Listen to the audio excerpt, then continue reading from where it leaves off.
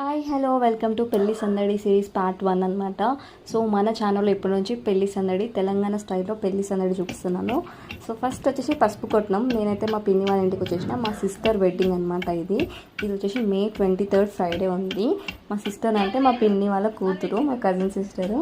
So first day మనం పసుపు కొట్టడంతో స్టార్ట్ చేయాలి కాబట్టి తెలంగాణ వాళ్ళందరికీ తెలిసి ఉంటుంది.